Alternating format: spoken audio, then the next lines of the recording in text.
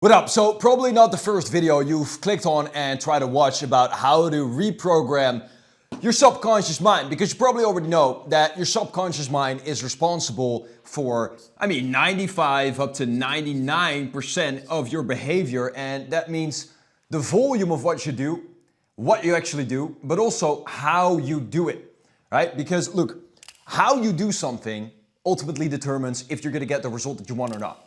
Ultimately, we're all trying to go from point A to point B, right? You're trying to go from broke to rich. You're trying to go from in scarcity with relationships to abundance. You're trying to go from unfit and lazy and no energy to an abundance of energy. Whatever it may be, it's always from A to B. You are where you currently are because of the programs that are in your subconscious that are telling you that you need to be there, okay? And I want to just pre-frame what this really means, what I just said. Because it's pretty goddamn powerful if you know how to influence that. But most people have no idea why. Why is that actually true? Okay, your subconscious, great. Okay, subconscious program is great. However, the reason that it really is because your brain, ultimately, the number one goal of your brain is to survive. Okay?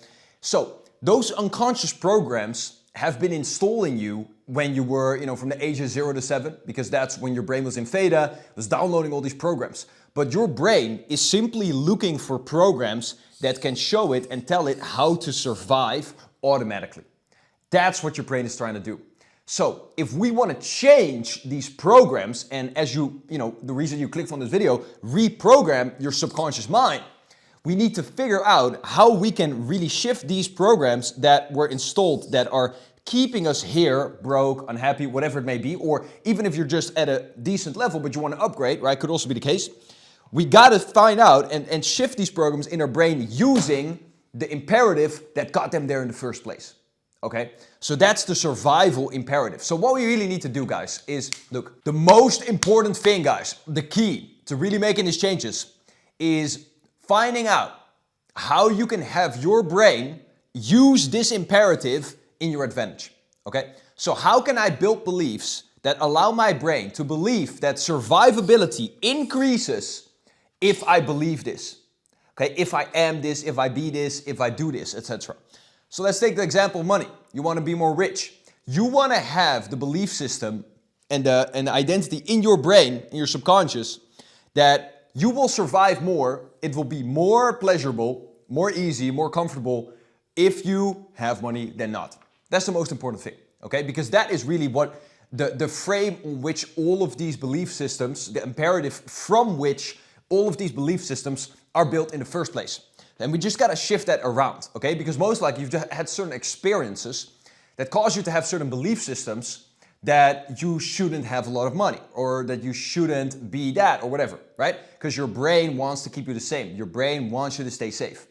So if you start operating out of an identity of I am this, now the safety mechanism works in your advantage, because now this place is unsafe. Because your brain cannot tell the difference between what you operate from and what you visualize and what you, kind of like see in your imagination as who you are and what you, really are, or, it thinks this is reality as well. Okay, so if you operate out of this reality, your brain is going to do everything in its goddamn power to bring this here. Okay, so now let's get into this, because ultimately if you want to change a program in your subconscious, you need to do it from that frame. And if you want to get into these things and change the programs, like the positive and the negative associations that you have in your subconscious mind, which really are the beliefs, there's a couple different ways in which you can do that, okay? So number one is what I kind of just addressed, okay? And that is honestly, which a lot of people discredit this, but it's really actually just fake it till you make it, right? That's number one. Just fake it. Because there is no such thing as faking it. If you behave in a certain way as if something were to be true, then that creates a certain experience that then feeds into the belief system, BS, that you just created, which was fake. But fake just simply means that you created that belief system and you decided to operate out of that belief system without it having references. So you just created this tabletop, which is the belief system, but you didn't have any references for it yet. So it took a little bit of conscious effort to behave like this, right? But now because you behaved like that, you just created a table leg, okay? And this is really one of the easiest methods. Like, it does take some effort because you got to push yourself into it. But if you have the right leverage by saying like, hey, if I keep being unconfident, that's going to cost me way more, right? That's leverage. That's going to make me way more unsafe, way more uncomfortable than if I just move into it. Then you'll make those shifts, okay? I'll give you a great example for this. I used to, like back in the day when I started kickboxing, okay? I live in the Netherlands, right? Or I grew up in the Netherlands. So I would kickbox there. And in kickboxing, we in the Netherlands spar very hard. It's pretty much like a real fight when you spar someone in the Netherlands. But when I first got into the gym, I didn't really notice, right? And obviously, me just being a beginner kickboxer, I wanted to kind of avoid the fight, right? This was in the very beginning. I was like, not keen to get really punched in the face, just like anyone who probably would start that. And so I would really, when I would go sparring with someone, I would go really easy. I would kind of hold back, right? Because I didn't want to upset them, or I didn't want to, have them. Basically, if I knew that if I would go, or I thought if I would go really hard, then I would get punished harder because I wasn't that good. But what I figured out in the gym, because that was just kind of the culture that was of the gym, is like, if you go soft, that motherfucker gonna smack you in the mouth, okay? I was literally going soft on this guy and he just bang, knocked me in the head. And from that moment, I operated from a different belief system. So my belief system at that point shifted by that experience, like, oh shit, if I hold back, then I'm gonna get hurt more. That's gonna create more pain, discomfort, and uneasiness than if I just go forward extra hard. Okay, and honestly, this was like the second lesson that this really happened, and I wasn't even that good. But from that moment on, I went from basically the belief system of retrieval, right? I was first moving towards here because I associated better survival in retrieval. And then I just moved all the way to the other side where I went into attack, right? Because I started associating all these negatives here and I started associating all these positives here. Because I realized that if I attack, they're gonna respect me and they're actually not gonna go as hard on me because they don't think I'm a pussy and stuff like that, right? So I started going into attack, and then that did more and more and more for me, and the trainer was like super impressed with me because apparently I was like fighting all these competition guys, but I was just going full force where nobody else would really do that, right? Especially if they're new. So anyways, that's an example of how in your brain those associations shift, and that makes you take different actions, and then it goes automatic, right? I didn't really have to push myself after that experience to do that. However, I'm not saying get punched in the face, obviously. I'm just saying you can do this for yourself because it's really about designing a belief system that is really workable for you, okay? So that's what we're doing here. So that's actually number one, okay, that I've seen be really workable. Number two is repetition, okay? And it kind of goes hand in hand with number one. And repetition is just doing this more and more often, but repetition can also be visualize yourself doing this, right? Creating more and more table legs to make that new belief system that you want stronger. But it can also be saying these things to yourself, affirming these things to yourself. Now, some people say affirmations don't work, but it's really just about the frame on which you say something like that, right? If you're saying an affirmation, wanting it to become true, then you're saying to your subconscious, even if you're saying, I'm happy that I'm already this, but if you're really thinking consciously like, oh, I want to become this, then it's not going to work because that's what you're impressing upon your subconscious, because your subconscious is more about the feeling than really the logical language, right? So it really depends on the frame which you're using when you're doing affirmations and stuff like that and visualizations. What I say is like just when you say affirmations or whatever, use it as a reminder. Like come at it from a frame of, oh, I'm just reminding myself that I am this, right? I'm the shit. I'm just reminding myself, not trying to become it, because that inherently presupposes that you're not yet, and that fucks you up. Because once again, those feelings are more important, and then you're doing it out of a feeling of lack, and that's just not going to work, right? So that's the repetition part, and repetition, once again, could be visualization, can be affirmation, or it can actually be more experiences, right? Whether in your mind, as I just said here, or just like that, okay? You can actually design certain experiences. That's from kind of CBT, and it's not, I mean, super amazing therapy because it's like, or coaching because it's like, okay, you're just getting someone to do something, but at the same time, it's really, really powerful. If someone can do it, if you like design a certain experience, like let's say that you think you know, money is bad, and then you design an experience where you watch a documentary about someone who's really rich, who gave back to all these communities, and you see it, and you feel the emotions as you watch it, and you lay a new association that money is great, and it allows you to help you know, people and stuff like that. That is also a great thing. So that's, you know, experience. Or let's say that, hey, when I speak up, I get shamed, and then you design an experiment where you speak up, but you do it in an environment where you're not going to get shamed or whatever. And then, or you do, but then you see and feel that you're still okay after that happening. And now you're building that new belief system as well. So guys, these things are all very real. Like, I know there's a lot of people online that are saying like, oh, this one thing. Well, you can really change a belief system in many different ways. The most important thing is just that you do it out of the right imperative of your brain that guides every belief system in the first place, and that it has a lot of leverage, okay?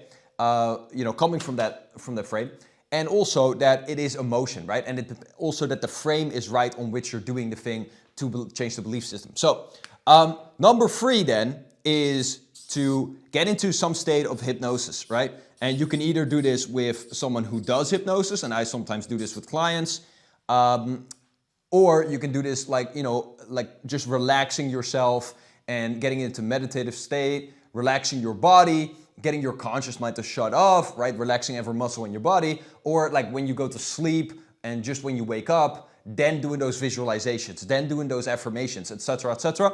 And that just speeds up the process, right? Now, I want you to understand one important thing, because I see that people really preach, oh, you need this one thing, as I just mentioned, right? This, like doing this all in hypnosis is just gonna accelerate the process, right? But it's not always just that. If you have an experience that's in very high emotion, that might change it more quickly than doing something less emotionally involved in hypnosis. You see what I mean? So it's like, it's not always just one thing. You want to just attack these things from every damn angle, right? And you also want to go into this not thinking like, I'm broken, right? Because the first thing I started with is just fake it till you make it, right? If you don't exactly feel like it, well, just fucking do it, bro. Just fucking go do it, because that'll lay a new association, and from doing that, it will come easier and easier and easier, right? And then fourthly, what you can do is you can obviously, look, one thing in the experiences, you can also just see experiences of other people and learn from that, right? That's also other thing. You can also get around other people, right? So other people like that raise your standard or that have different belief systems. There's a lot of things that can help you change. Even if you follow someone and you're really a fan of someone, and you know they're a role model for you, you start adopting their identity. Or even if you work with a coach, even if he does nothing for you, still by just speaking to him and feeling who he is as a person and his belief systems, they'll also rub onto you. That's called fucking raising a kid, right? Like obviously in a different way, but you get my point.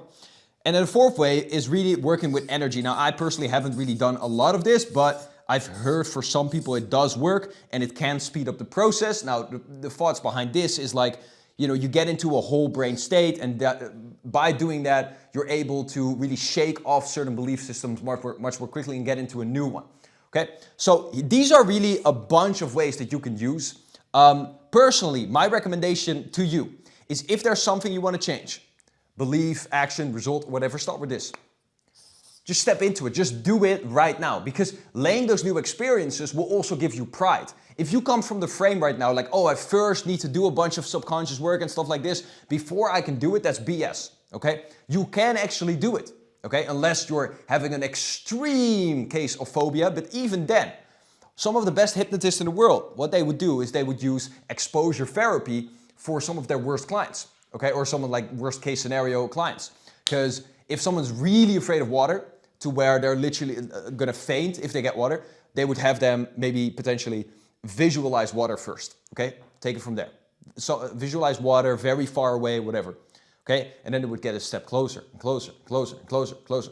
And then it would bring in, obviously, a bowl of water, have to dip their finger, okay? Then it would obviously increase that step one by one by one, right? So the fake it till you make it thing, it works because it's kind of like exposure therapy, and a certain experience that like always will build a belief system. Like if you're scared, if you're saying you're scared of water, but then by the end of the day, you've swum in water, you now have a very valid experience that goes directly into your subconscious as well, because there was a lot of emotion with it, that says, I am safe in water.